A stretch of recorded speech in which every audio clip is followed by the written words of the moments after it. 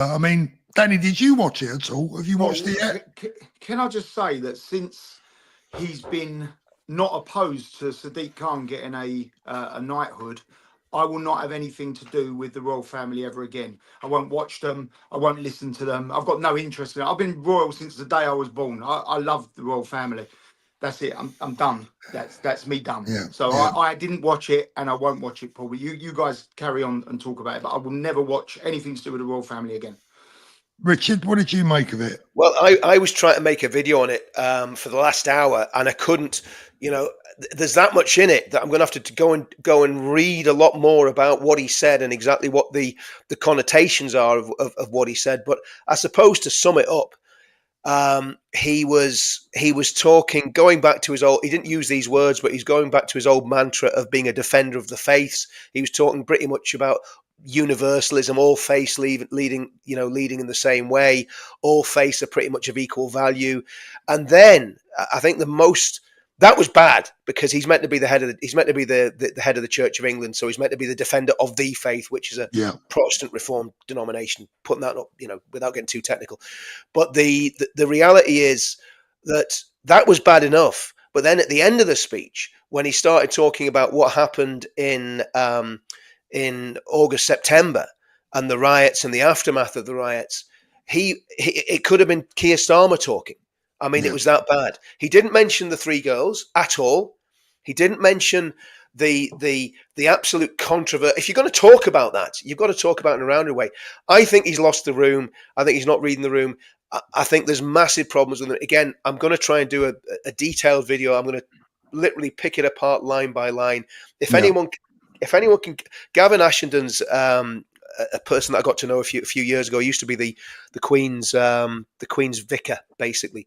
He's a bishop, and he was a bishop in the Church of England. He left the Church of England because of the way they're going, and he's now in the Catholic Church. But Gavin's done an excellent video on his stream. June Slater's done an excellent video on it. So, a lot of people have been talking about it, but I think constitutionally, he's in very sticky ground for two reasons. One, because he's abandoned the faith. Look, whether you're watching this and you're a Christian or not isn't the issue. The issue is one of his main jobs is to lead the Church of England, right? Yeah. He's supposedly the head of the church. Now, theologically, Christ is the head of the church, right? So it's something that's always been a bugbear of mine, that the Queen or whoever the Pope says the head of the church is. Theologically, that's wrong. But the reality is, in terms of what his position is legally his position is the head of the Church of England and the head of state. And he failed on both counts, because when he started talking about what happened in Southport, he didn't even mention Southport, didn't mention the three girls. He talked about the disorder, and then showed pictures of bricklayers rebuilding the walls outside, one of the places that was vandalized. Yeah. And to me, it was a disastrous. I thought it was a real kick in the teeth to the nation. And I think you hit the nail on the head there, Richard, when you said it sounded like Keir Starmer's speech. I thought Keir Starmer had maybe written it for him. He probably did, Paul. That's how bad it was, Danny. I mean, did, honestly, I don't know. It was bad. I mean, it started off okay. He started talking about our veterans, and, he mentioned Jesus and the Gospels, and then all of a sudden, bang, it went massively downhill. And when he started using the word, as soon as the word diversity comes into it, it's going to all go wrong. He said diversity is a strength. He said diversity is a strength. I mean, again, I'm going to get the text and I'm going to pick it apart when I'm feeling a bit better, because I think it's something that needs a lot of scrutiny. And I mean, the reality is, one of the things I was thinking about was the English Civil War started. People don't realize this. The English Civil War wasn't particularly a political war; it was a religious war, and it started because the King of England abandoned the Reformed Protestant faith for something that was leaning towards Catholicism, and that was the big contention then. Like it's Islam and everybody else now. Back in the 17th century, the contention was between Roman Catholics, who were trying to take over, all the Protestant states, and obviously the Protestants, and that was the contention. And the English Civil War was between Arminians, who were leaning towards Catholicism, and Calvinists. And that's what it was over. So when the king's, and the whole point of, that's why the king lost all his power, because Charles I did that. And it's interesting that every single king or prince called Charles is a complete dick. Every single one of them, the whole lot of them. You know, Charles I, Charles II, Bonnie Prince Charlie, and now this guy. You know, I mean, it's just, he's an embarrassment. He's an absolute embarrassment. What? Sorry about that, guys. No. I mean, look, before we get on to the bigger subject of looking back at the year, do we hold out any hope for William? I think that remains not unless he thing. changes drastically. At least he's young. No, I mean, I've heard. I don't know if this is right. Yeah, I've heard he's an atheist. I've heard he's an atheist, and if he's going to be the King of England and the head of the church, well, I mean, if the Church of England even exists by the time he gets to be king, but the reality is, I could see Charles ending up abdicating. You know, because he doesn't seem comfortable as king to me. You know, he just doesn't seem. It doesn't seem to be his thing. You know. Yeah. Maybe he can go and be the king of the world. Maybe he wants to be king of the world Economic Forum. Maybe that's what he's angling for. He doesn't really seem to be cut out for it, does he? I mean, he's had enough. He's had enough years in preparation, and he had a good teacher. But he doesn't. It's not really a role that seems cut out for him, is it? For me. No. Thank you, Alan. Good evening, mate. Appreciate that. Sick of it. King Charles was Jimmy Savile's mate, which has always bothered me. Hoffman Singh, QPR fan here. Congratulations to Fulham beating Chelsea. Just want to say a big thank you to all you true patriots in the UK for being brave. Thank you very much. Righty, thank you so much for that. Yeah, I mean, look, very, very disappointing. And I think that speech does need a more in-depth look at it, word for word. That's what I think, Paul. Just quickly, I'm not going off the subject, but on the positives, World Health Organization, Donald Trump said on day one of his presidency, he's giving them the elbow. Fantastic news. I mean, I don't know whether people follow it too much, but one of the most corrupt organizations in history, in my opinion. Run by China, run by the Chinese Communist Party. Absolutely. I think the thing is with the king. I've always been, because of the Queen, I've always been a monarchist and always believed in the monarchy and believed it's a good thing. But that's because we had a good monarch. But when you've got a bad monarch, I mean, that it's like anything. It's like people talk about policing. Policing's by consent. If the police aren't behaving themselves in a proper manner, people will take their consent away and policing will completely fall apart. And it's the same with the monarchy. The monarchy really is by the consent of the people. We could vote. We could have a referendum and vote to become a republic. I don't think that'd be a good idea. But I think the way the king's going, he's causing us a lot of problems. And so we'll I think we've got to watch this space, see how it pans out. But the early indications are not good, are they, Paul? That's all I think we can say about. No, not good at all. Let's get on to the main topic of the evening. 2024, the year that was. 1,570 people watching, guys. Thank you so much.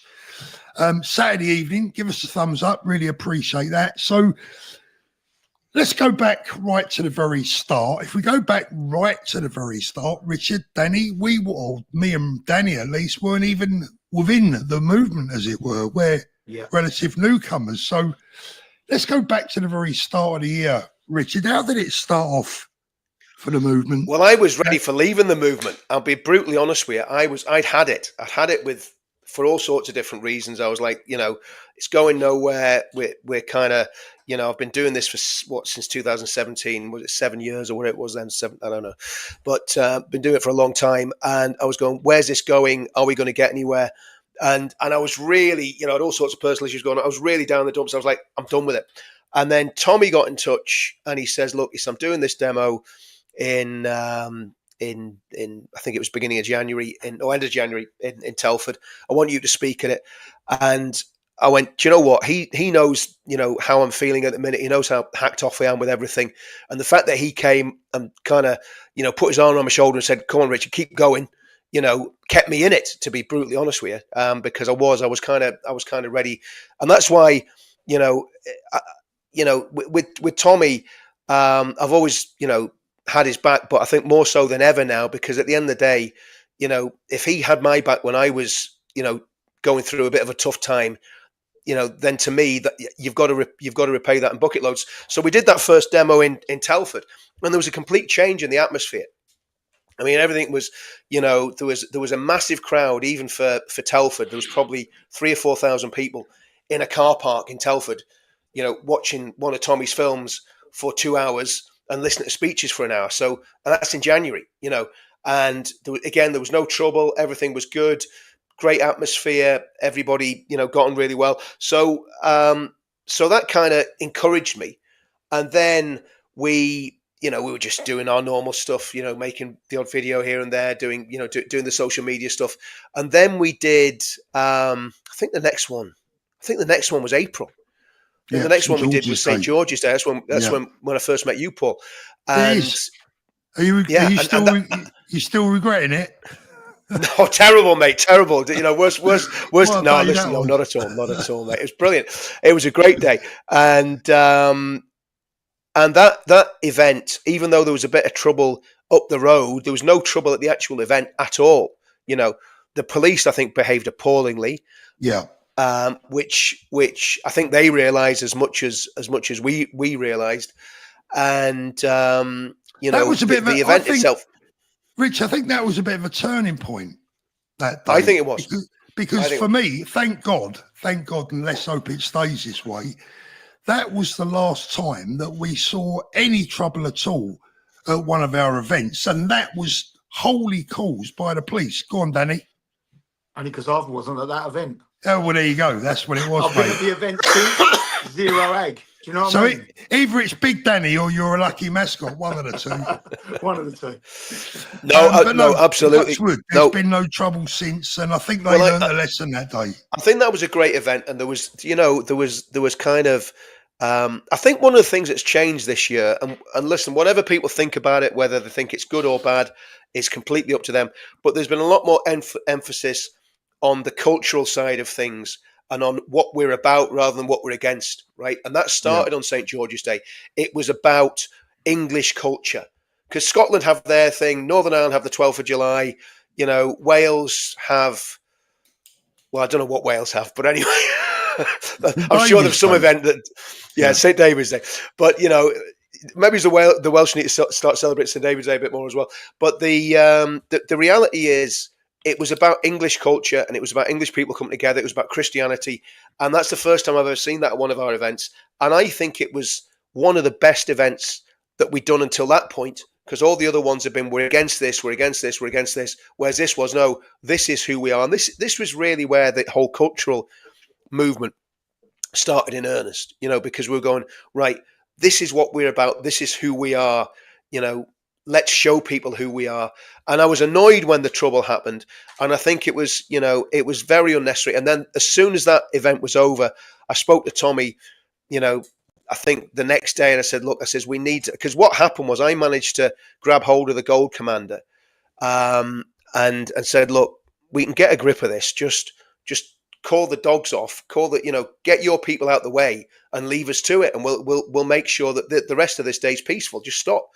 And to be fair, the woman actually listened, and they kind of calmed it down a bit and pulled back a bit from the brink. But I said to Tommy on the Monday or the Tuesday next week, I said, look, what we need to do is start talking to these people. We need to start talking to these people at the Gold Command level and above, or the Bronze Command level and above, and start saying, this is what our intentions are. What are you, we want you to police this. We want this to be peaceful. We're not coming here to cause any aggro or chaos. This is a different crowd to what you've seen in the past. There's a lot of, elderly people here. There's a lot of middle-class people here. There's people from all different backgrounds.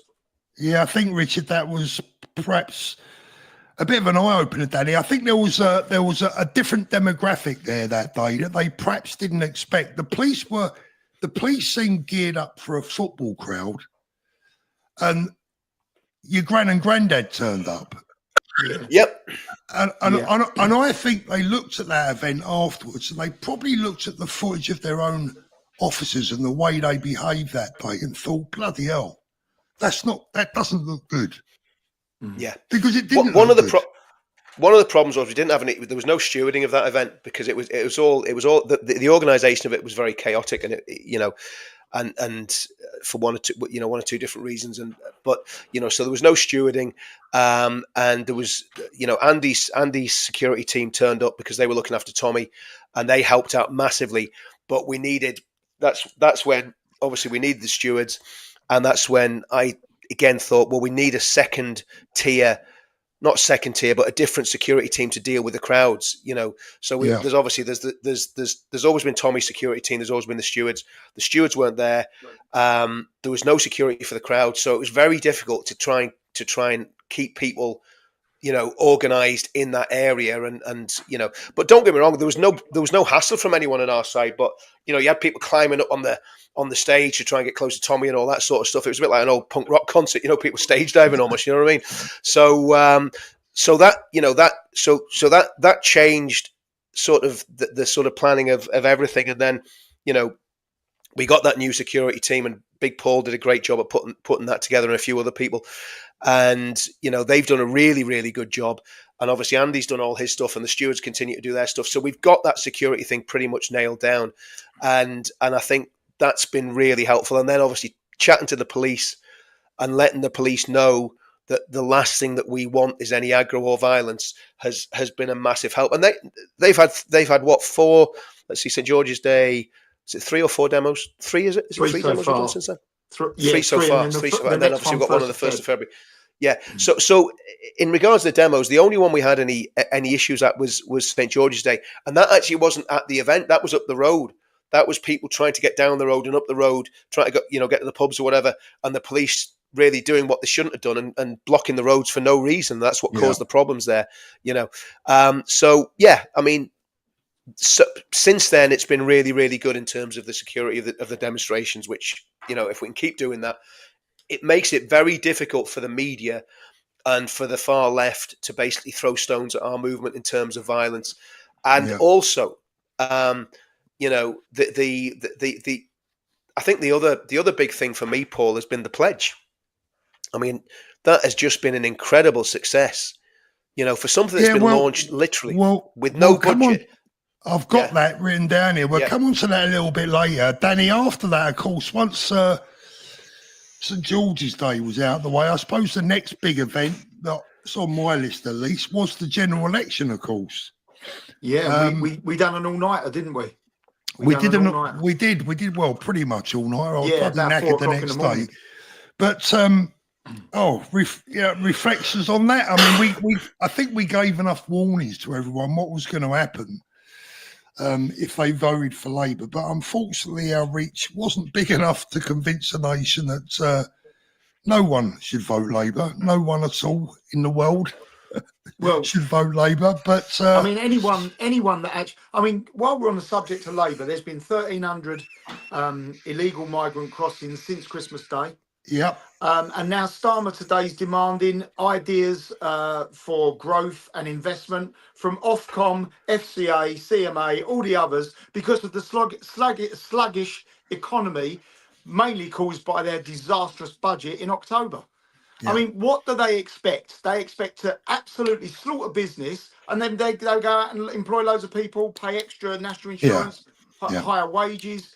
I mean, to say there's no business confidence at all in the UK as we speak right now, we warned them, Paul. The national insurance thing is a really big issue, and you're right. 1,300 crossings over the last couple of days.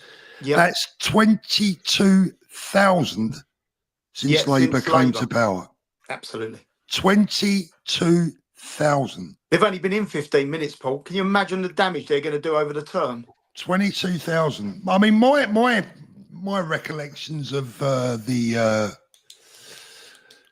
general election were probably, and we won't get too much into this one, Richard, I think we probably better avoid it, but the negotiations that we were part of before the election with a certain political party, all representatives from it, that wooed us and Tommy, and kind of then, let's just say, drops a shoulder afterwards. I think we'll leave it at that. We don't want to be digging anyone out, but that was probably my biggest recollection of the general election, and I think the feeling of almost, what's the right word I'm looking for? It was surreal, waking up, realising that we had Labour as a government, and Keir Starmer was actually our Prime Minister, and David Lammy was going to be our Foreign Secretary, and Yvette Cooper, our Home Secretary, and, you know, it was horrible. Terrible. Nightmare. Terrible. Absolute nightmare. You know, no, absolutely. I mean, the thing is, I don't think people realise what socialism is. Do you know what I mean? I think that's the problem. They don't realise how dangerous. You know, this isn't sort of, you know, let's hug everybody and look after each other. What Keir Starmer did after the riots and after the massacre of 3 innocent little girls, what Keir Starmer did after that was socialism 101. That's what they do. You know, the reality is, if you go against the state is God in socialism. The state is everything. The state's the thing that's going to bring utopia. And the bigger the state, the better. And the more powerful the state, the better. The only saving grace we've got is that the state, even though it's powerful, it doesn't have the sort of security apparatus that the communists would have had. But give it time. Starmer will no doubt be working on that and trying to get, you know, the security forces and, you know, MI5 and all these groups totally politicized. I think they're very politicized anyway. I mean, we've seen the politicization of the police for many years. Yeah. So what we've had, you see, is basically we've had the state, as in the civil service, the police, the education system and the media. They've been socialists for many, many years. And what we've now, in fact, I think the Conservative Party were soft socialists as well, to be brutally honest with you, because they just pandered to the socialists. And what we've got now is the socialists in power. So they've got all those organs of the state that they can pull the levers of whenever they want, because not only have you got socialists in the civil service and the police, probably in the military and in all the other institutions, but now you've got them actually controlling the government. And that, I think, Rich, that's... Have you seen the news today? The civil service going to strike over the free day that they've got to go back to the offices for 3 days a week. Good. Let them with their feet up, coffee. Good. Mate, let them strike. Do you know what? Absolutely. I hope they strike. You know, and I hope it causes massive problems for the government. Yeah. And I hope the government capitulate and give them shed loads of money. Because I tell you what, see at the next election, they're going to be absolutely tortured by that. Because, you know, when you know, let's hope that we get a right wing win in the next election that gets us a right wing government. I mean, and again, you know, people say they don't like using the words left and right. Well, actually, do you know what? We need a bit of right wing government, because certainly, the left to bring it more into the centre. To bring it more into the centre. You know. What do we make of looking back over the year? What do we make of the? You mentioned the police there, Richard. What do we make of the overall, the good and the bad? Because, you know, it's very easy to sit here and knock the police. They have a difficult job. They do things. You know, I was driving down the South Coast Road on Christmas Eve, and there were 3 police cars by the side of the cliff. I know exactly what that meant. It can only mean one thing. Yeah. Nobody else around. Just 3 police cars at the edge of the cliff. Someone's gone over. So they deal with things, to be fair, that I don't want to deal with. But overall, what do you make, you guys? What do you make of the police's overall performance in 2024? Danny, do you want to go first? Sorry. Yeah. Well, look, right, they do face a tough job. I mean, look at the Manchester airport attack. I don't think that the government backed them very well with the time they've taken to bring a charge against the perpetrators.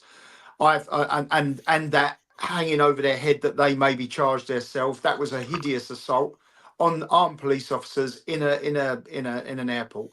So, you know, that side of things, you've got to really, really feel sorry for them. Our last 2 events, I think the police have been absolutely fantastic. We've asked them for no riot gear. They didn't have riot gear on.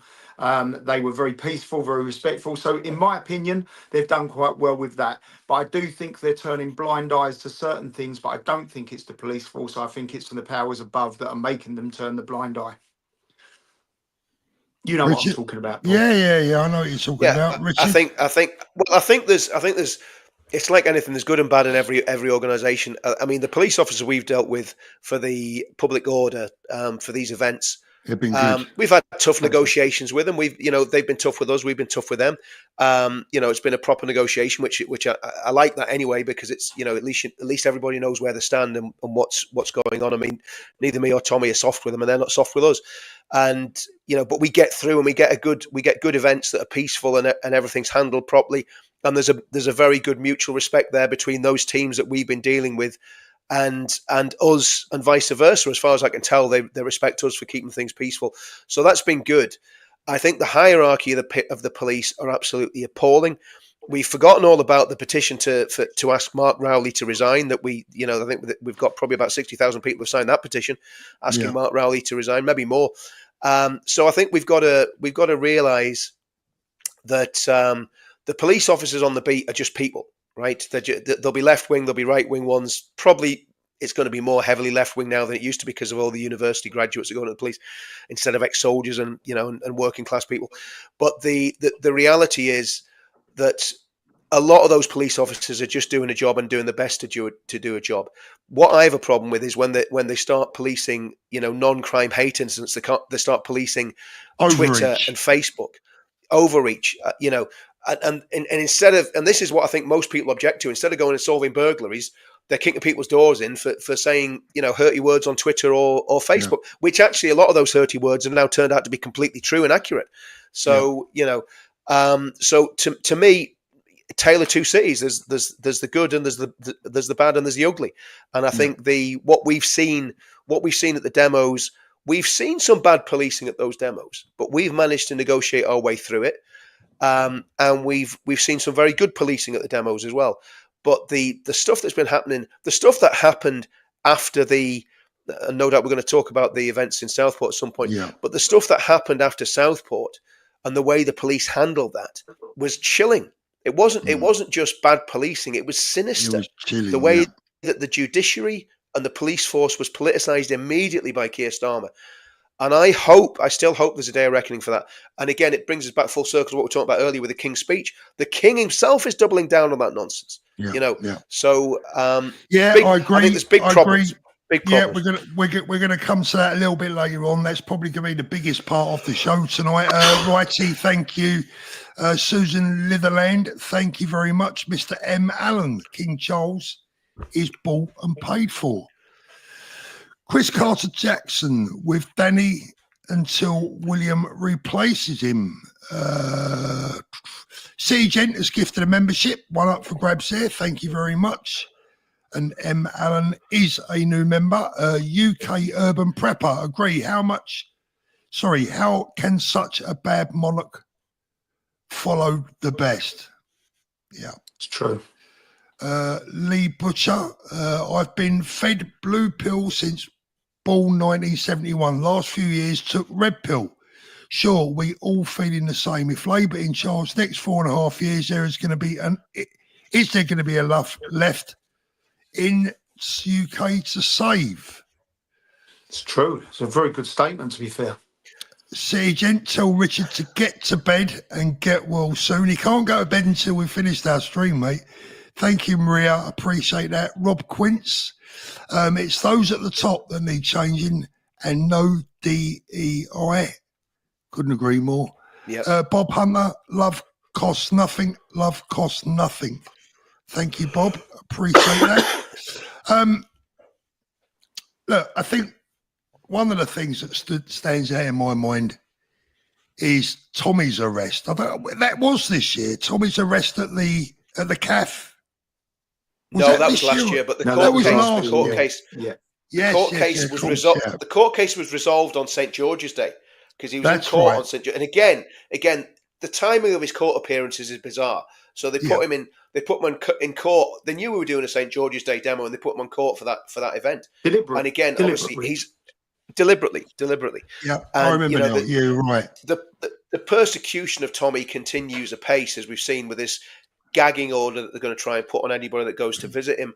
Absolutely Stalinist, absolutely despicable. The fact he's held in solitary confinement, you know, we've been to see him, Paul. We know what it's like. It's literally like going to see the, you know, Rudolf Hess when he was in Spandau prison. It's incredible. Just, you know, him being held in a wing on his own. That's got to be prejudice, isn't it? It's got to be victimisation, because everyone else that goes to visit someone in that same prison doesn't have to sign nothing. We're not even sure that it's all legal, Danny. I think his lawyers are probably going to be. I think Jeff Taylor's looking into it. Jeff's put in for a freedom of information request, and this is where we need legal teams that are really on the ball here, because, you know, to me, a prison lawyer should be looking at that and saying, okay, is that legitimate what they're trying to do here? Because at the end of the day, nobody wants to go in and end up coming out of prison, talking to Tommy and getting your collar felt and going back in and being in the next cell to him. I mean, you know, which is basically what they're threatening. And I think it's absolutely, it's a ridiculous state of affairs. But, you know, I think that the issue was, the reality is that when people are talking to Tommy, the state does not want whatever Tommy's saying being publicised outside. They are trying to completely silence him. And I think that's coming from the very top. I think Keir Starmer is quaking in his boots about Tommy and will try and do anything in his power to keep him in prison, to break him, to keep harassing him after he comes out. And those absolute slime balls at Hate Without Hope are exactly the same. They're worse than the Stasi. They're vile, snivelling, little creepy, disgusting creatures, and they've made Tommy's life miserable for years. And the sooner, you know, if a right wing government ever got power in the UK, the first thing I would want them to do is to launch a massive investigation into the far left, into Antifa, and into Hate Without Hope. Yeah, absolutely. Here. Moving on slightly from the general election and what we've just been talking about there. Obviously, we had the incident at Manchester Airport, which we can't really discuss too much now. It's an ongoing, active, blah, blah, blah. We all know that. We can say what's in the public domain, though, Paul. Yeah. I mean, the time that it took to for the CPS to confirm those charges was absolutely obscene, in my opinion. There's no way on earth that if that had been anyone else, it would have took best part of half a year. Yeah, I mean, it was but there you go. I mean, and then of course we had the big one of the year, which I think, you know, is just seismic. Is the Southport incident? I mean, for me, Southport holds the key to everything with this Labour government. I think that was potentially a history-changing moment. And I'm not sure. It's a shame that 3 girls and many other families had to suffer for that life-changing moment.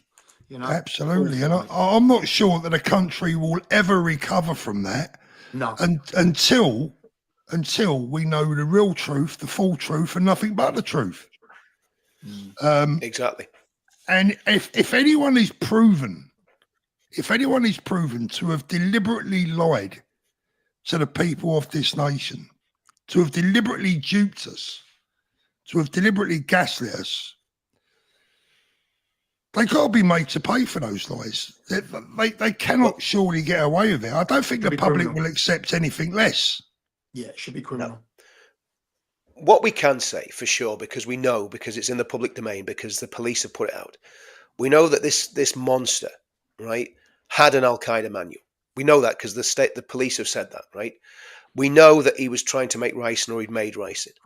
And we know that we believe that he's the same individual that went to that. Well, we know he is because he was arrested there. He's the guy that did it, right? We know all those things for an absolute fact.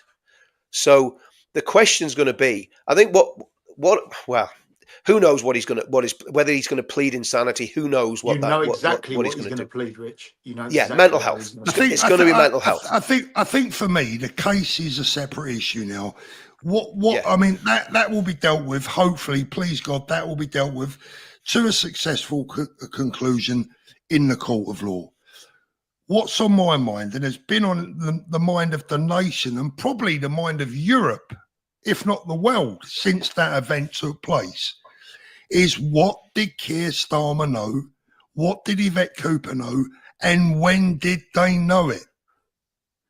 And if they knew as early as we suspect they knew, why did they set their police forces up? Why didn't they just come out and say, look, guys, we've got you. We've got you back here. We understand how you feel. We're as angry as you are. And this is what we're going to do about it. We know you're pissed off about illegal migration. We know you're fed up with... It doesn't fit the narrative, Paul. It doesn't fit the narrative. And that's why they will never come out and never say that. Yeah. You know, the narrative mainstream is there, media, and they're pushing it. It's not by mistake, is it? None of these migrants that are coming in is by mistake. It's all deliberate. They could stop it tomorrow, Paul. They could stop it tomorrow. I agree. And I think the other thing is the mainstream media will have known as well. Let's get it right. They will have had the contact. There'll be contacts in the mainstream media who were talking to the Merseyside police, whoever it was that was investigating it, and they will have known exactly what happened. And the mainstream media, the lackeys of the government, deliberately put out photographs of that monster as a schoolboy dressed in his school uniform, looking like an angel, right? And the reality is, whatever had happened to him between that photograph being taken and what he did, well, the photograph didn't represent him. Well, first of all, they said he was a Welshman. Richard, what he's alleged to have done, we better just get that right for the record. But yeah, just for our own. Yeah, he was caught with a knife in his hand. But the reality is that that the mainstream media has been gaslighting us, right? The government's been gaslighting us, you know. And I don't believe for a minute that Keir Starmer didn't know about that within hours at the most of discovering those documents. It's just not. It's just not the way it works, and he can't get away with this. And we've got to really push this. He's got to be called to account for why. Because if he'd have told the British public immediately, right, we've caught him. He's got an Al Qaeda manual, and he's been manufacturing ricin. I don't think there'd have been any riots. I genuinely don't.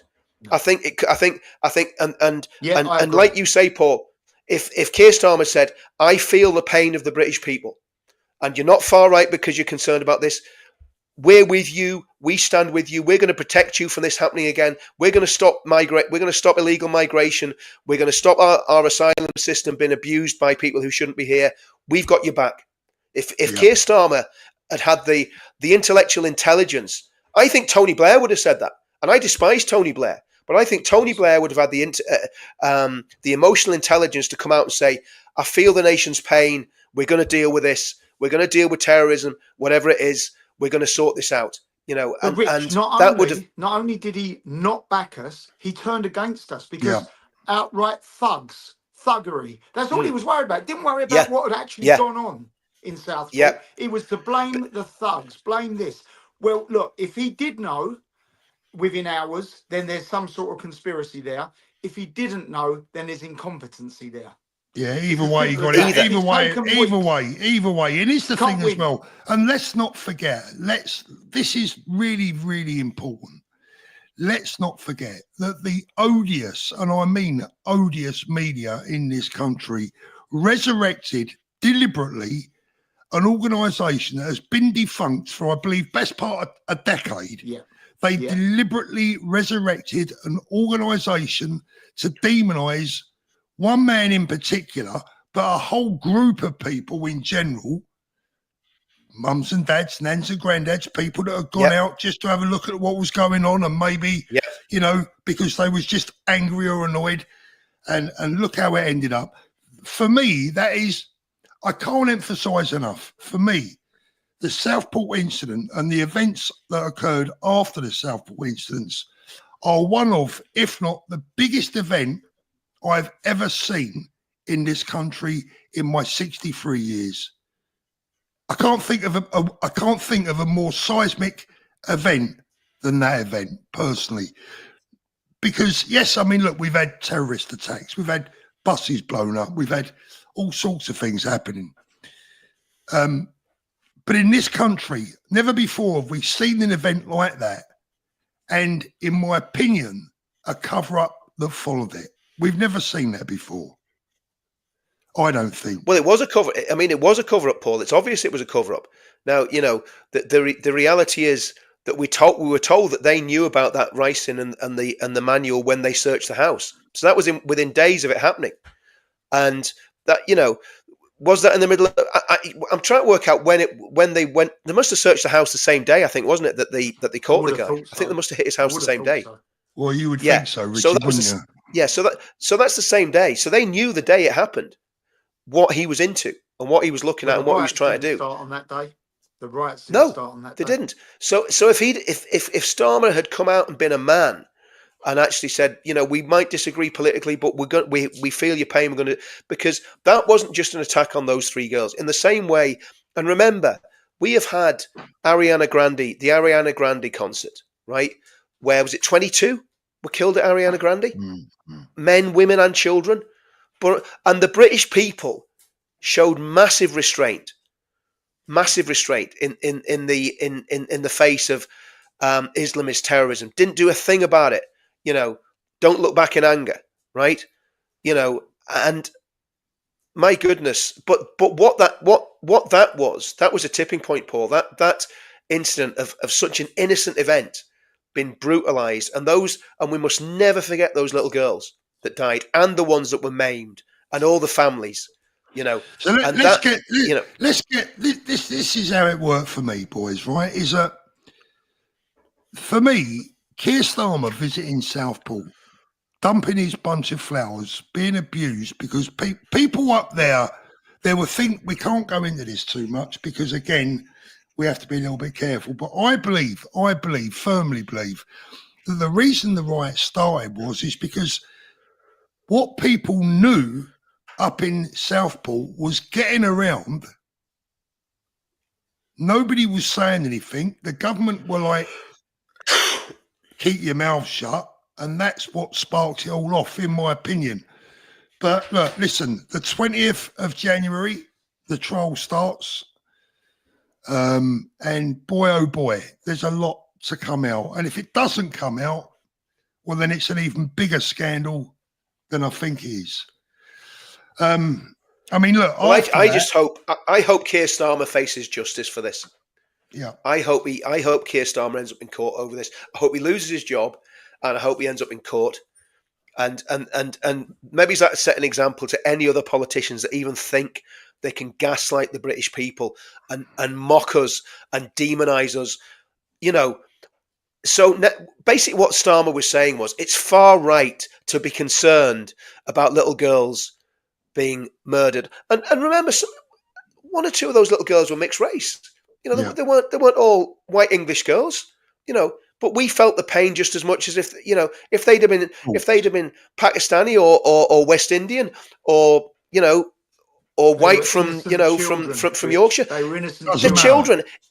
It doesn't matter what background they were from. Children. Innocent children. So how can he have the audacity to call people that are incensed about it and are saying we want this to stop and we want the people brought to justice, to call people that say that far right? It's insidious and it's socialism. Far right thugs. It's socialism 101. He's a totalitarian bully, and that is socialism 101. If he had the means, he would exterminate the far right, because that's what socialism does. So after the events that took place in Southport, and after the way in which Starmer and Yvette Cooper, and by the way, senior police officers in Southport, they mustn't be forgotten either. YouTube, including my own channel and probably just about every other channel, well, we all went a little bit quiet for a while when we all had to calm things down and we all had to be very, very careful about what we said. And we haven't got over that yet, have we? None of us. I don't think any of the channels have completely got over the threats from Starmer, from his government, the attack on our freedom of speech, the attack on our rights to say what we think, say what we believe. We've not yet got over that yet, have we? I don't think anyone has. And it's far reached across the pond, hasn't it? It's far reached across the pond. He's even threatened Elon Musk one of the most powerful, yeah. richest people on the planet, to say that I know. Good luck he with could that one. face arrest if he comes to the UK. I mean, what do you want to come to the UK for? I don't know. That was the Attorney General, I think, said that, wasn't it? That was whoever that guy is, the head of the legal. Is it the Attorney General, the guy that used to represent Jerry I Adams? think it was the Attorney General. Yeah. Again, a very, very slippery, slithery little man. You know what I mean? But no, I mean, I'll be honest with you, Paul. I did the opposite. When all that happened, I doubled down and I did more videos than I was doing a video a day, because I just thought, and it was just, I'm not going to bow to this bullying. If they come and get me, they come and get me. But I think, I knew that we weren't doing anything wrong. I knew that we had what we were doing every single day. We were calling for people to be peaceful, and I was actually saying to people, but I was saying to people as well, you have a legal right, and this is really important. If they ever pull this again, right, and I'll do exactly the same again if they ever pull this trick again, the British people have an inalienable right to peaceful democratic protest. And what was happening there was they were trying to take that away. And I said to people, if you want to go and do a demonstration somewhere, go and do a demonstration, but you do it within the law. You make sure you're not breaking any of the laws that there are on public order, and you go and stand there peacefully, and you make sure it's peaceful. And no matter what's happening, I would encourage people to peacefully protest, because peaceful protest is an outlet that stops people rioting. It stops people committing violence, as we found out with our events that we've had. I think if we hadn't have done those events we've had, they'd probably still be rioting now. If me, you, Tommy, and everybody else, Paul, had not been putting out pleas for calm throughout that whole period, I think the country could have burned. I think we stopped the riot, not his jackbooted Stasi kicking granny's doors in and taking a mother who'd lost a child away from her family because she said something silly on social media. That wee woman's still in prison. She lost her son. The girl from Liverpool, who's young woman from Liverpool, whose daughter was groomed and then committed suicide. Her son, as far as I know, is either been sentenced or about to be sentenced for his involvement in. I know exactly who you mean. I believe he got a suspended sentence, thankfully. Okay, good. Thankful. So there was a bit of mercy shown there. My goodness, there wasn't with Peter Lynch, was there? No. No, there wasn't.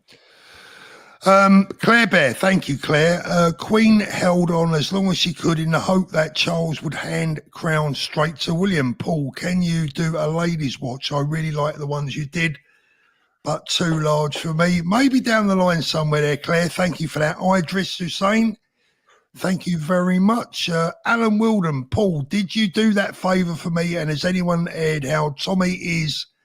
And did he get the telegram? Alan, I did. I'll speak to you about that in the next couple of days. I've spoken to Richard as well. I don't know if Tommy got the telegram yet, mate. I haven't spoken to him. I've actually got an email in my inbox from him today. And believe it or not, I've not had a chance to read it yet, but I will read it before I go to bed. Thank you very much there. We've done that one, didn't we? Joanne, let's not forget Peter Lynch. Absolutely. We'll never forget Peter. Yorkshire Tea, thank you so much for what you're doing for our country, lads. Danny, you say less than your pals, but what you say is completely true and spot on. Sorry, guys, I can't get a word in with Rich talking. Oh, Rich is a blinder. I noticed. My wife tells me to shut my trap when I'm on with you. I just give Rich the lead. I could probably go off, mate. I'll tell you what, Paul. If you've ever done a live stream with Tommy, you just ask one question, then you just go make a cup of tea, because he'll just be going. He's like a Duracell bunny. You just wind him up and let him go. You've learned yeah, absolutely. He just goes. Lee Butcher, it's all about getting hit hard and keep moving forward. TR proof. That's how winning is done, and that is what you are all doing for us. Thank you, Lee. Look, I mean, I think we're trying our best. I was actually out on a pretty much all day meeting yesterday in central London, meeting people. There's plans, there's big things happening in the background. A lot of it. I mean, what's a lot of it? Some of it turns out to be a waste of time. A lot of time, Richard, right? But yep. Look, this is not going to be. It's not going to be a slow thing, is it? This is going to take time. Yeah, it's going to be. It's going to be a very, very long process, and the reality is, one thing I'll say about Paul, right? He is probably one of the best people I've seen at network in my life. The network he has built up in like 2 seconds flat is just absolutely incredible. It's through his own hard work. So when, Paul's doing maybe 2 or 3 videos a day, or a video and a live stream, whatever his content output is, but as well as that, he's burning the phones for probably 8 hours a day. And I'm not kidding. I mean, because I know what he does and how much work he does in the background. And I think people have got to realize that this is actually a full-time job, right? Whether you get paid for it or not, it is a full-time job. If you're fully engaged in the movement, you're constantly talking to people.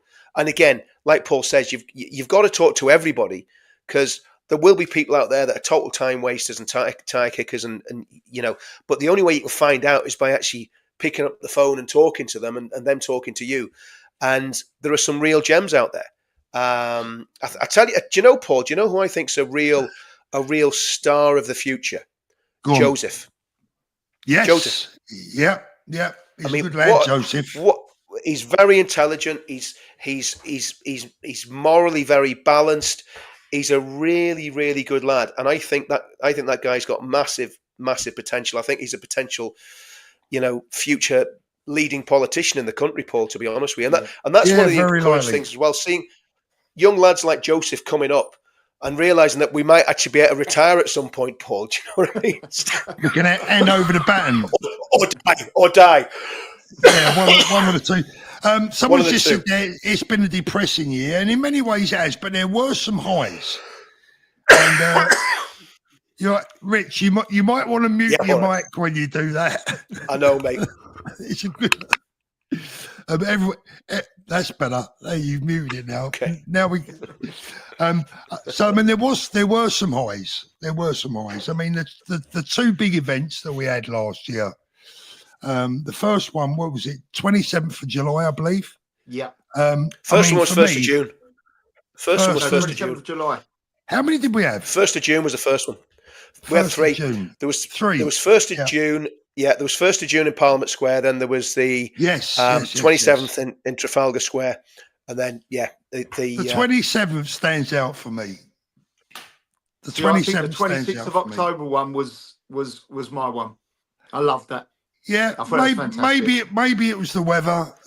Maybe maybe it's the fact that Tommy was at the 27th of July, but great events. And I mean, some of the people that we've met, some of the friends that we've made, the levels of unity, the peacefulness, the friendliness, the no trouble, and really sticking 2 fingers up to those that say this is a far right troublemaking group.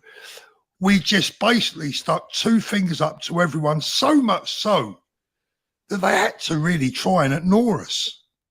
Yeah. They had to try. They couldn't, but they tried. Yeah. Yeah. And I think and what happened, Paul? Yeah, go on.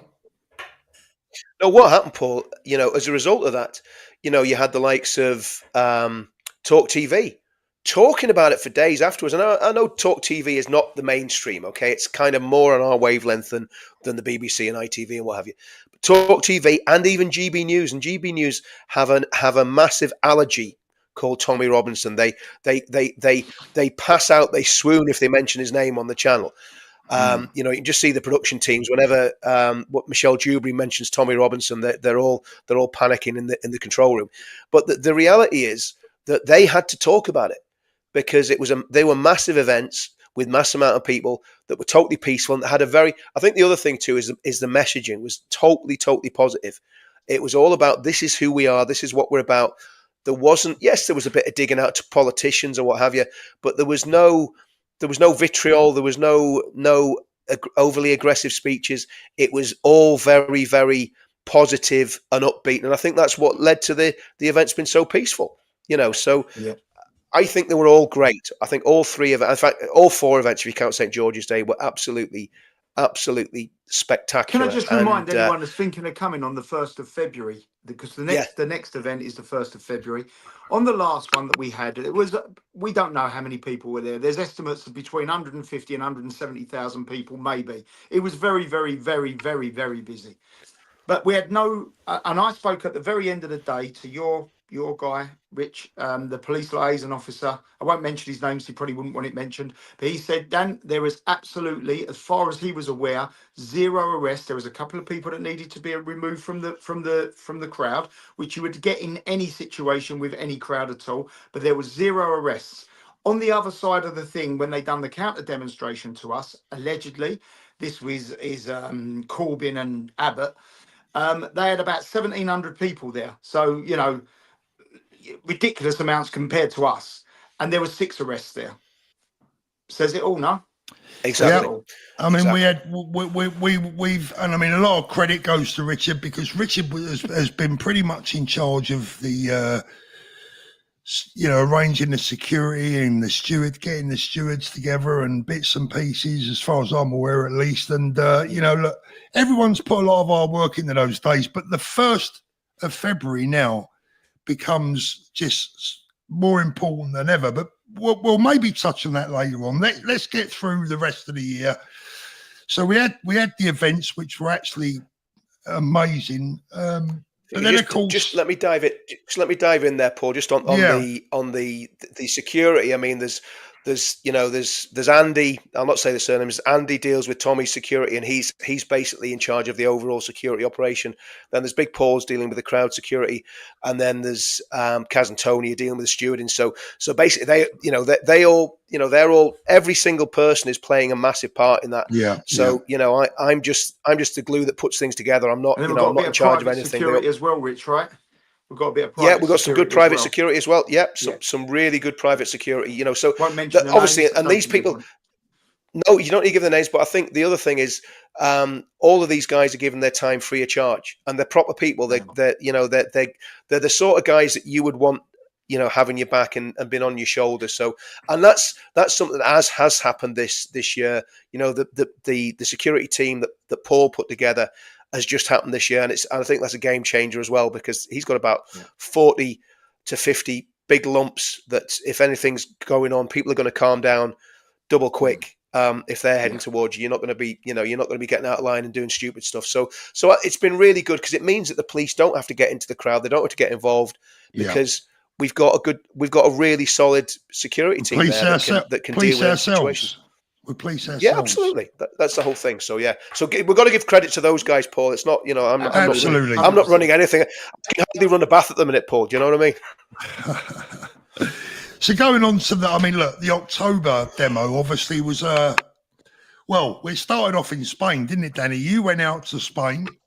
Me and Richard were due to go out to Spain, ended up sitting in the airport and me nearly flaking out, and Richard taking me back home to Brighton before I flaked out. And you went off to Spain, you met Tommy, you came home with him. We couldn't believe, Paul. We couldn't believe that he couldn't believe that we had got through the airport. I mean, he was over the top. Excuse me. You've called off for Richard. God, Rich is catching, mate. On the way home in the car, I got off Paul at the airport. Just stop breathing. Put a mask on, Rich. I can't. Yeah, no. When we actually come out of the airport, we had a good friend of us waiting in a car for myself and Tommy, and we ran Tommy to where he needed to go. And all the way, he was just saying, "I can't believe I haven't been arrested. I can spend the next week with my kids." That's all he kept saying. He was over the moon that he could spend a week, when he was sure he was going to get locked up. When we dropped him off, he was over the moon. He saw his kids at the place that they'd arranged to meet, and it was a fantastic. I weren't looking then, mate, when I was on the rant. But then, of course, he had to hand himself in on the following Friday for bail. They detained him, which stopped him getting to our event. So, it was a shame, but the show went on, and he would have wanted that, Yeah, absolutely. And then, obviously that was the good news, but the bad news is as we approached the 26th of October, then it all kind of went wrong for him, and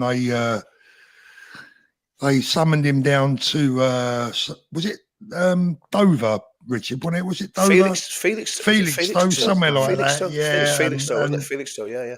And unfortunately, he hasn't seen the light of day since, and he won't until later on next year. But the event itself went off beautifully, and again was a credit to Tommy, to the team, and to everyone that went. But I think we finished the year. Well, I mean, obviously, we then had the trial, and well, not the trial, but then we had we went to court, didn't we, with him? And he got sentenced, and that was so we ended.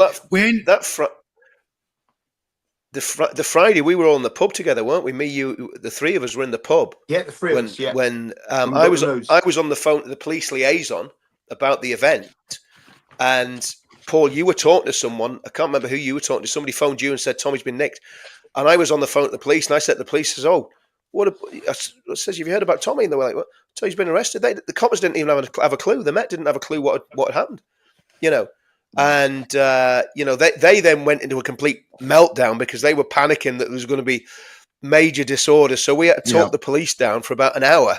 That there was no change to the plan. Everything was going to be fine. Nobody was going to riot. It was just tell them, because I think they could have possibly changed their plans, and obviously they want to know that everything was the same. I says, you don't need to change anything. Everything's absolutely fine. And Rich, when we left the and then pub, we had a few other people. The three of us, we done a video outside, didn't we? Where the Wicked studio was, or where the Wicked show is. Yeah. Done a video outside appealing for calm, saying he's been nicked. Absolutely. That's the situation. But then we just appealed for calm, and look, it probably weren't nothing to do with our appeal for calm, but it hopefully helped a little bit. But everyone was really well behaved. No one caused any trouble. It was a great day, great atmosphere, and united. Everyone just felt so united on those events, and they're great. Absolutely. By the way, you're gone. Sorry, Richard. Oh, just even the crowd. I mean, whenever people started filtering out of the station, obviously a lot of people got there really early. I mean, we were on the ground from what time? 8 o'clock in the morning or something, and we were all down at the staging area, and there was me, you guys, the security lads, the stewards, and we were all there because obviously we'd had some stewards up at the station.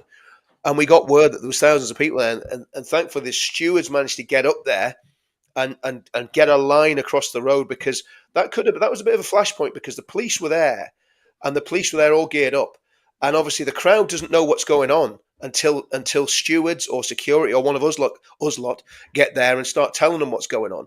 So again, the crowd were well behaved. The stewards did a great job. When the security got there, they did a great job. And then we, of course, formed up behind the banner, and we had a short march, but a really good natured march down the road, singing a few songs. Just really positive, positive atmosphere. So again, all that sort of stuff. The stewards getting there early made a difference to the not disorder. The security team getting up there again. Because again, the stewards would find it difficult to hold the line, because a lot of them were women.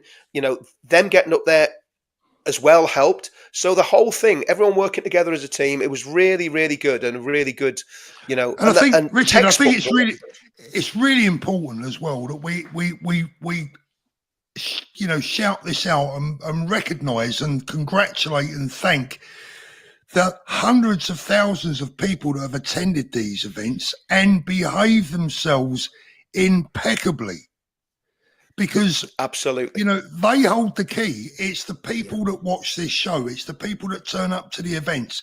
Their behaviour makes the day, and I think they're to be as congratulated as much as everyone else involved. Yeah, great. Totally, absolutely. Totally agree.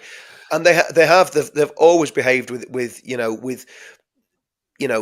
perfect manners, perfect, decorum. They've just, the discipline has been absolutely fantastic. Yeah. And even under provocation. It's not a question we want that.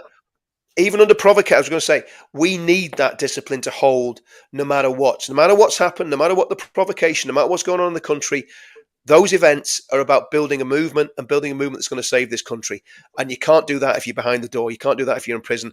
And it doesn't help Tommy one iota if people turn up on the 1st of February and cause problems. In fact, it has the opposite effect. It causes problems for Tommy. It causes problems for the team, and it causes massive headaches. And it breaks it breaks that covenant that we've really got with each other to make sure these things stay peaceful and stay, really dedicated to the ideology of the pledge and to the ethos of the Uniting the Kingdom movement. It's all linked together, and Absolutely. it makes it more difficult for certain politicians to demonize us and call us that lot. It's a lot more difficult for them to do that when we're doing peaceful demonstrations. Do you know what, boys? You know what? I'll tell you what. There's a lot of people out there whose heads are slowly starting to turn our way, and it's because of the behaviour of the people that have attended these events. It's because of the way that this movement is being led now. It's because of the way that and the direction that the movement's heading that people's heads are beginning to turn, and more power to them. Greg Bill, thank you for becoming a new member. City Gent gifted a membership. Thank you. Choose change. We need a true leader, Reform Party, ensuring accountability to us, the people, not their own agendas. Great show, guys. Thank you very much. Appreciate that a lot. Good night. Good show tonight, fellas. Thank you, Mark. Claire, you are an absolute angel. Thank you, Claire Bear. Highlight of the year was being accepted by this group, helping with the pledge. This has made me feel I'm not alone. We cannot give up. Richard, love your passion, but you haven't said how your dog friend is. Sorry, love you lot. Someone had to say it, didn't they? Someone had to just remind us of the pug incident. Let's just bury that in 2024. We love There's you, no video Claire. evidence anyway. We love you, Claire. Allegedly. I mean, listen, do you know what? I want to say to Claire, actually, fair play to Claire. She's done a great job getting involved in the in the pledge, in that on that Facebook page and doing all the hard work there, and the other people that are doing it with Claire. I don't know if they want to be named, so I'll not name them just in case. But everyone else that's doing that little group, again, because I don't have time to do all that stuff. That's the problem. We don't. It's building quite nicely. We don't have time. Slow a little bit, but it's building quite nicely. There is a Pledge UK Facebook page if anyone wants to go over and join it. That's a good little page. There's something I've got to mention as well. I had a chat with Alan yesterday. We all know Alan, the guy that's not been well, and I was on the phone for about half an hour with him yesterday, coming back from London, and Alan wanted me to pass on a message to you, Richard, which we've already spoken about, but he also wanted me to mention very much appreciate the hundreds of people, because against my advice, Alan insisted on leaving his contact details on I think it was Christmas Eve, if I remember rightly. Can't remember now, but he's been inundated from people all over the world wishing him the best. He's got a whole new group of friends. His phone hasn't stopped. I think his spirits have been lifted to a level that he didn't imagine. And he said, Paul, how can I put this? He said, you need to understand what your channel and what you guys, Richard and Danny, what you do for people. And that's the thing that makes me, I think, more proud than anything in 2024, that as a group, the three of us and others, of course, we have been able to bring, hopefully, some hope, some friendship, somewhere to focus people's anger when they're angry, and so they don't do anything they shouldn't do, and just feel that they're part of a wider team, if you like. I agree. Because we needed that. I think those on the centre right, people that have supported Tommy for a long time and been afraid to do so because they don't want to be associated with this or that. I'm hoping that we've managed to open some doors for a lot of people and made this a bigger, better, safer movement for everyone. Well, totally. I totally agree. This channel, I'm not as involved in the movement as certainly Richard is. I mean, he's been involved in it for years and years. Myself and Paul have come into it a little bit later. Paul's the channel. Yeah, I'm not the channel. I just appear on it, but it gives me a voice. It gives me a way of airing my anger, my frustrations, and people generally. I think that everyone watches the show. We're all on the same page, and hopefully in 2025 we can build it you know, a lot further than where we are now, make bigger movements. Absolutely. You know, and it's about caring. It's about caring for that. each other, Danny. It's about Completely caring. agree. It's about caring for our community. If the government won't look after them, we'll do our best to take care of them if and when and as necessary. I mean, it's difficult. I'll tell you what, Richard. I was going to speak to you about this tomorrow, but I mean, I have a problem in the respect that I cleared my emails on the.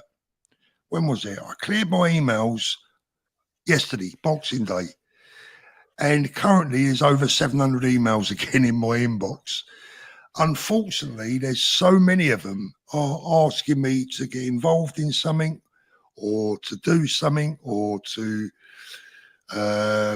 you know, there's just requests in there that I just simply cannot deal with. And I really hate that because I want to answer every single one of them, but you just can't. And I have to come to terms with that. Well, it's absolutely right, Paul. I mean, it's an impossible. The reality is, it's impossible. I mean, our job is to encourage people with what we say on our channel. And you know, I've got my own channel. You've got, obviously, I come on this once or twice a week as well. So it's on our channels. We've got to encourage people. We've got to motivate people that there is hope. I mean, I had people whenever it was really bad in August, there was people saying to me that they were literally, I'm talking about literally at the end of the line. And you know what I'm saying there, right? Yeah, I do, yeah. And I was private messaging people saying, look, you know, or not responding to them on YouTube saying, okay, you know, don't worry, don't be like that. You know, everything's going to be okay. And that's how desperate people are, Paul. And it's so. I think people got to understand if they're emailing you about issues that are not related to the movement, it's very difficult for you to get involved because you're doing so much with the movement. And yours and mine and Danny's mission is to encourage people, give them hope, and give them something to believe in, give them a bit of faith. You know that it's the country isn't finished. That we can sort this out, and we can sort it out peacefully, and we can sort it out by politics, and you know, all of us together have the discussions about how we're going to do that. And you know, sometimes people think, well, they're just talking about the same things over and over again. That's how you work things out, because you go, well, what do we do about this? What do we do about that? And instead of having those discussions in private, we have them online. So we discuss what we. Yeah. I think it'd be safe to say, Paul, that what we discuss online is exactly what we discuss in private. There's no difference. Yeah, we might use slightly different language from time to time, but there's no basic difference. You know, there's no basic difference in what we say. Just a bit. You know, and we have a bit. You know, we have a laugh and stuff. But I think what people see on the show is exactly what we're like when we're not on the show. You know, it's just this is just us. This is just how we talk and we're trying to work out how to save the country. So if people say, well, Richard, you're too critical of reform, or you're not saying enough to promote UKIP, or you're not doing this, well, it's not my job to do any of that. My job is to be a commentator and give my opinion on what we do and try and give solutions like the pledge, like, you know, getting involved in Unite the Kingdom, getting involved in politics, registering to vote, all the things that will make a positive difference.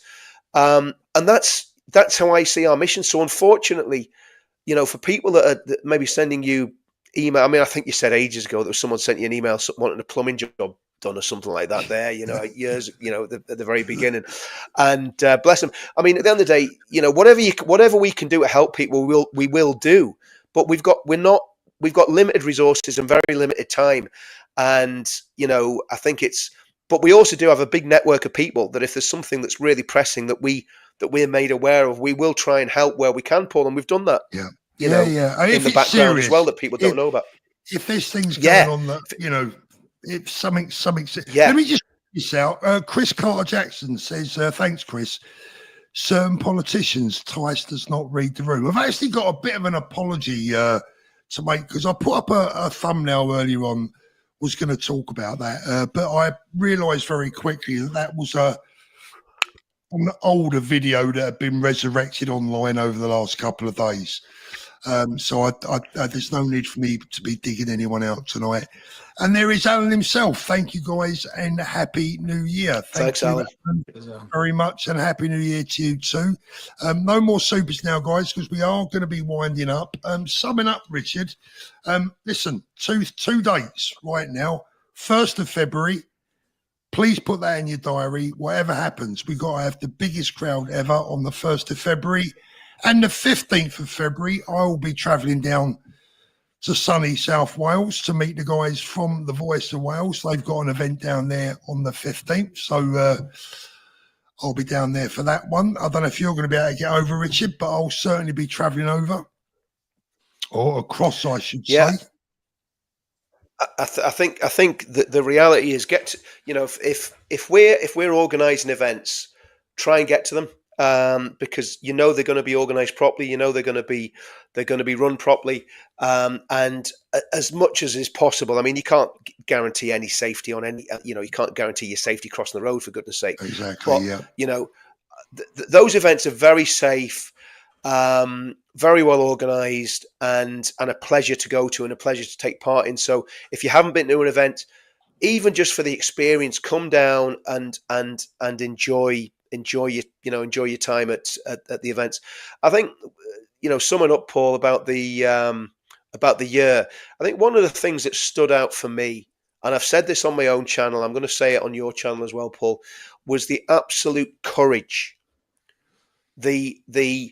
Somebody facing his biggest fear. Let's get it right. Tommy has PTSD from his time in prison because his life has been in danger on numerous occasions. He's been assaulted, had his teeth kicked out by a group of jihadis, right? And he faced his biggest fear. Tommy didn't have to come back to the country. Tommy could have stayed out there for 5-6 years.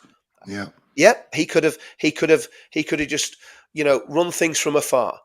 But his love for his family and his love for his country made him come back to do what he did. And I think, again, the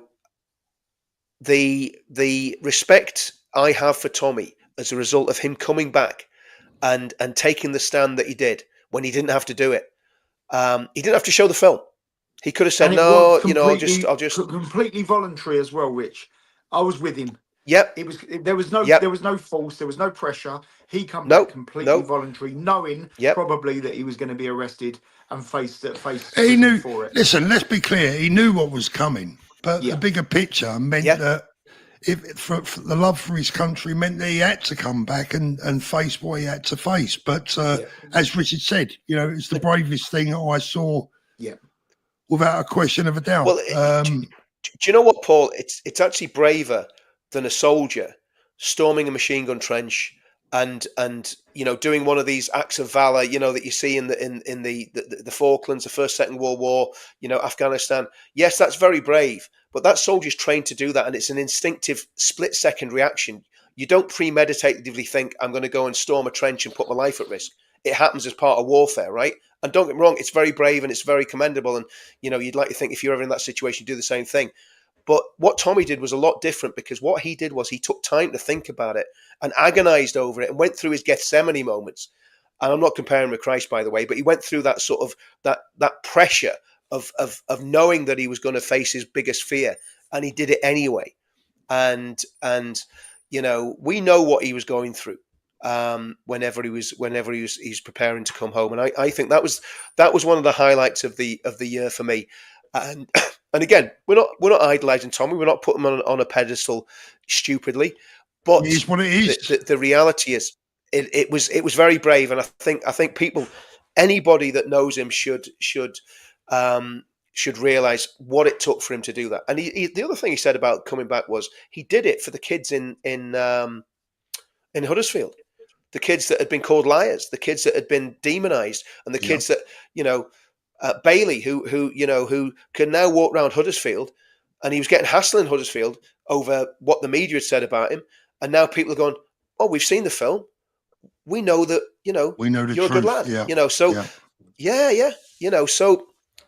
that it was a big, that was a really, really big thing. And I mean, let's just get through these next few months for,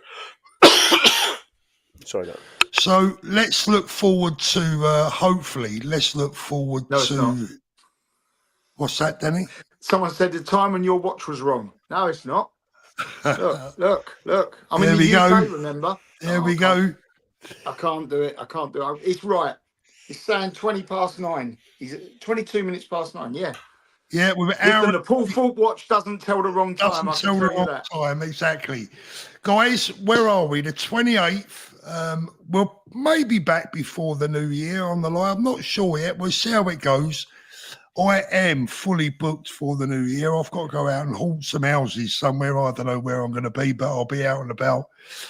Danny, thank you so much. When do you go back to Spain, Danny? I've actually got one way at the moment, but it's going to be early January, very early January. But I'm back over in the middle of January because I've got the obviously I'm going to be here for. I've got a few things I've got to sort out, and then I'm here for the march on the 1st of February. Brilliant, Richard. You're you all set for the new year? Well, yeah, as set as I can be, Paul. Yeah, I'm ready to go. I mean, I think there's going to be. I think what we're going to have to do. We're going to have to be very. We're going to have to manage our time very, very carefully in the year because I think we're going to get more and more busy. I'm still battling to keep my business alive despite the fact that I'm been cancelled left, right, and centre. But so I've got a lot of battles to fight in the new year in business, and obviously we've got a lot to do in terms of the movement as well. So there's a lot going on. I want to really breathe a lot of life into the new channel, Counter Media, on YouTube. I'm going to have a website hopefully done for early new year as well for that. So I think there's a lot of really positive stuff we're doing, and I think the pledge, Paul, we've got to push the pledge like mad because the pledge is the only answer. And if you haven't signed it, if anyone's watching this, you haven't signed it, why not?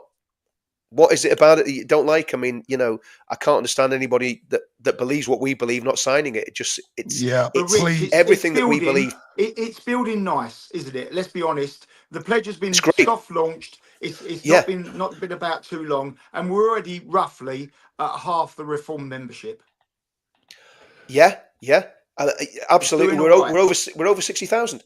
We're over, and I mean the thing about it is, like you say, Danny, we have spent literally no money marketing this. We've self-funded it, all of us. We've put our own money into it. We've put our own work into it, our own time into it, and we haven't. It's all been done. If you think about reform's a political party with multi-millionaire backers. The pledge is just basically us lot, and a website, and obviously it's all about the ideology. It's all about what's in that document, and I'm convinced that is the secret key to bring everyone together in unity, and basically to hold all our politicians to account. I'm just popping that link in there. That's in the chat there. That's Richard's new YouTube channel. Please make sure you go over there and subscribe. Richard, Danny, love to you both. Love to all the viewers. Thank you so much for joining us. I really appreciate it. We will be back very soon, God willing, and all of that. Happy New Year, and hope you have a great week. Catch up with you all soon, guys. Bye, everyone. See you later, everyone. See you soon. Happy New Year, everyone.